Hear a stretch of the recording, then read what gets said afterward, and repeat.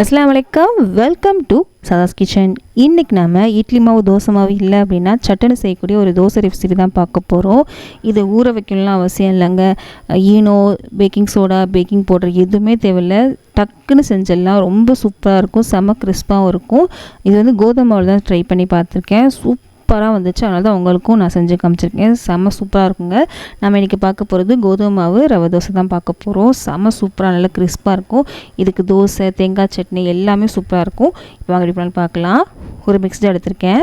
இதில் 1 கப் அளவுக்கு கோதுமை மாவு எடுத்திருக்கேங்க. இது கூட 1/2 கப் அளவுக்கு பொடியான ரவை எடுத்துக்கோங்க. 1/2 கப் அளவுக்கு அரிசி மாவு,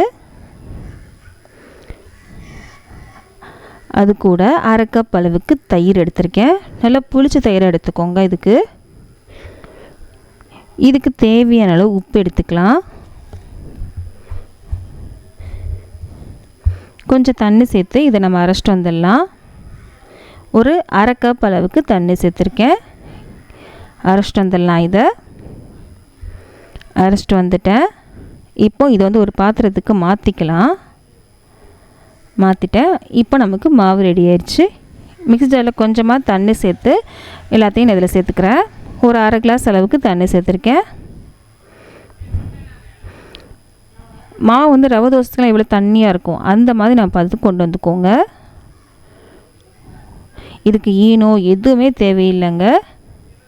இப்போ நமக்கு மாவு ரெடி ஆயிடுச்சு. இது ஊற வைக்கணும்னு கூட அவசியம் இல்லை. நான் பொடியான ரவை தான் எடுத்துருக்கோம். அது நல்லா அரைஞ்சிரும், ஒன்றும் பிரச்சனை இல்லை. இப்போ இதை வந்து நம்ம தோசை சுட்டுடலாம். ரொம்ப சிம்பிள், செம்ம சூப்பராக இருக்கும். இப்போ நான் தோசைக்கல்லும் நல்லா சூடு பண்ணிட்டேன். இது மேலே கொஞ்சமாக எண்ணெய் தடவி எடுத்திருக்கேன். இதில் வந்து நான் என்ன சேர்க்குறேன் அப்படின்னா, இதெல்லாம் ஆப்ஷனல் தான். வெங்காயம், கொத்தமல்லி, பச்சை மிளகாய் இதெல்லாம் கட் பண்ணி வச்சுருந்தேன். அதெல்லாம் அங்கங்கே தூவி எடுத்துக்கிறேன். இதில் நீங்கள் முந்திரி பருப்பு சேர்க்கணுன்னா கூட சேர்க்கலாம். இது மேலே நம்ம செஞ்ச மாவை இந்த மாதிரி ரவை தோசைக்கெலாம் எப்படி போடுவோம் அதே மாதிரி இந்த மாதிரி ஊற்றிக்கோங்க. நல்லா தண்ணியாக இருக்கணும் இந்த மாவு, அப்போ தான் உங்களுக்கு கரெக்டாக வரும்.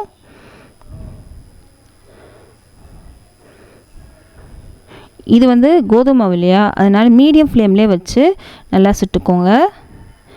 எண்ணெய் இல்லைன்னா நெய் எது வேணாலும் நீங்கள் சேர்த்துக்கலாம். நான் ரவுண்டாக வரணும் அப்படின்றதுக்காக நான் எல்லா பக்கமும் கொஞ்சம் கொஞ்சமாக மாவு சேர்த்துக்கிறேன். இப்போ லைட்டாக வெந்துருச்சு இல்லையா, இந்த டைமில் எண்ணெய் சேர்த்துக்கோங்க. இது நல்லா வெந்து வரட்டும். நான் 2 ஸ்பூன் அளவுக்கு எண்ணெய் சேர்த்துருக்கேன். கம்மி பண்ணாலும் கம்மி பண்ணிக்கலாம். பாருங்கள் எவ்வளோ கிறிஸ்பாக வந்திருக்குன்னு. எடுத்துடலாம்.